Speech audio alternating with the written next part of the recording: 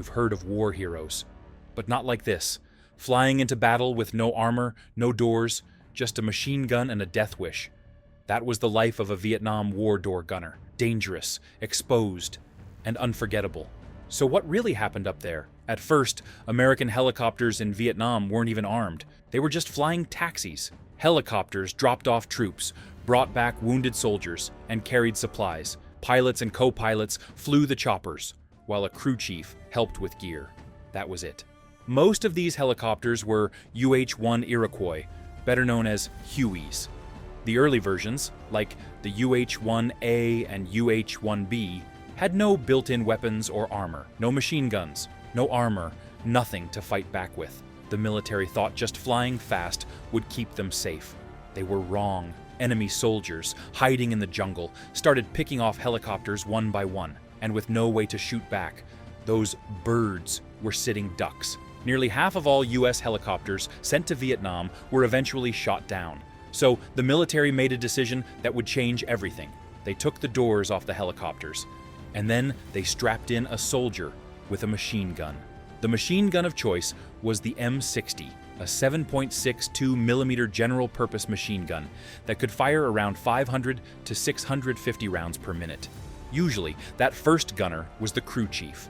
Soon, it was clear they needed one on each side of the helicopter. That's when the door gunner was officially born. One soldier on each side, firing non-stop, hoping to keep the enemy away. They weren't just backup, they were the defense system. Door gunners became the eyes, ears, and firepower for the crew. But holding the gun was one thing. Hitting the target while flying, that was something else entirely. You might think shooting from a helicopter is easy. Just point and fire, right? Not even close. You're flying 100 miles an hour, trees racing past beneath you, and your helicopter is dodging bullets. You've got to hit tiny moving targets on the ground. To do that, gunners had to understand concepts like leading the target and bullet drop. The M60's effective range was around 1,200 yards, but from a chopper. Accuracy dropped fast due to vibration and speed. And remember, your bullets aren't standing still either. They're flying forward because the helicopter is moving. You have to lead your shots, aim where the enemy will be, not where they are. It takes skill, practice, focus, and nerves of steel. Door gunners trained to fire with crazy accuracy, while also watching out for trees, power lines, and enemy fire. One mistake, and you're toast. At first, the gunners just held M60 machine guns in their hands, but those are heavy and hard to control, so soldiers started experimenting. Some tied their guns to bungee cords to give more freedom. Others attached them to swivel mounts that let the gun swing smoothly while the chopper shook and bounced. Soon, helicopters started looking like flying tanks. Rocket pods, grenade launchers, spinning miniguns firing 6,000 bullets per minute. And just like that, transport helicopters turned into flying gunships. The military even built special models designed to fight, like the famous AH-1 Cobra, the first real attack helicopter. But no matter how advanced the weapons got, one thing didn't change. The door gunner still had to sit right there, in the open, every time. Most of the time, door gunners spent hours flying over endless jungle. Nothing happening, just staring, sweating, waiting. But when something did happen, it happened fast. Ambushes, surprise attacks, explosions. The calm would vanish, and chaos would take its place. 1 minute, you're just scanning the trees.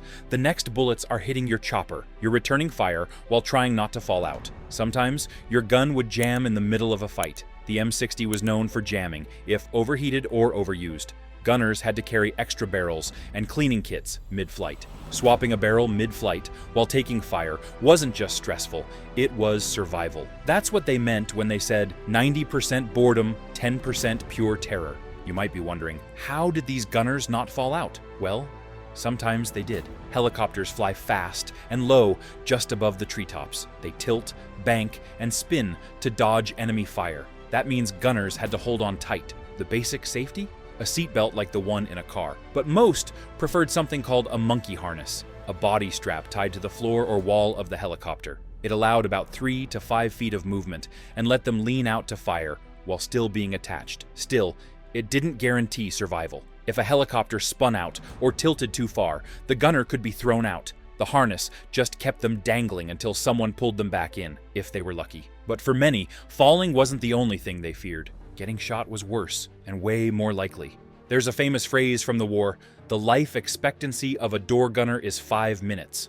That wasn't exactly true, but it tells you how dangerous the job was. Door gunners had the highest casualty rates of all helicopter crew members. They were always in view, always a target, and the enemy knew. If you shoot the gunner first, the helicopter is easier to bring down. Some gunners kept firing even after being hit, refusing to stop until their last breath. They weren't just soldiers, they were shields, human shields, dangling from flying machines. And every mission carried the chance that they wouldn't come back. If you thought picking up wounded soldiers might bring a break from danger, think again. Dust-offs, medical evacuation helicopters flew into active battle zones to pick up wounded soldiers. The helicopters were marked with red crosses. According to war rules, that meant they were off-limits, protected. But Vietnam wasn't a war that followed many rules. The enemy often shot at dust-off helicopters anyway, knowing they were unarmed. So the US added door gunners to protect them. They didn't just shoot back. They dragged the wounded into the chopper. They chose who could wait. They flew again before even catching their breath. But even then, not everyone made it home. Surely the Army gave these guys serious armor, right? Nope. Helicopters weren't bulletproof, neither were the gunners. Flak jackets barely stopped shrapnel. They were made of nylon layers.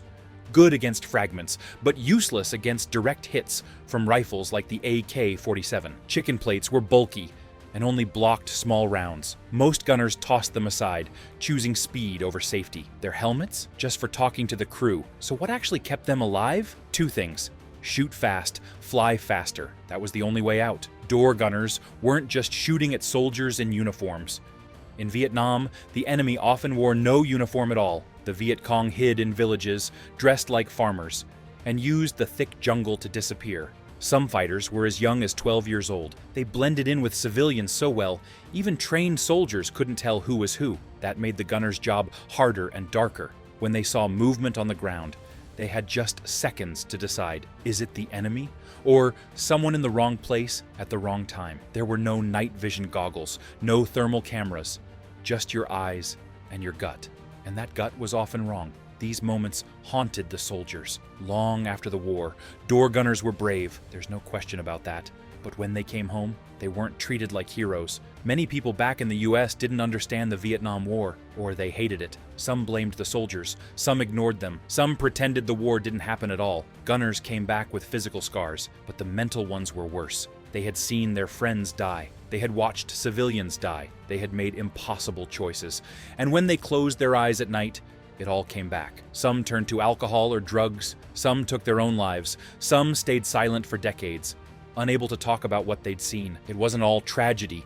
Door gunners and their helicopter crews changed modern warfare forever. Before Vietnam, helicopters weren't used in combat like that. But the bravery and creativity of these soldiers forced the military to evolve. They invented new tactics, created new weapons, and showed just how powerful air support could be in saving lives and changing battles. The AH-1 Cobra, America's first real attack helicopter, was born because of these guys. Today, almost every army in the world uses some kind of helicopter gunship.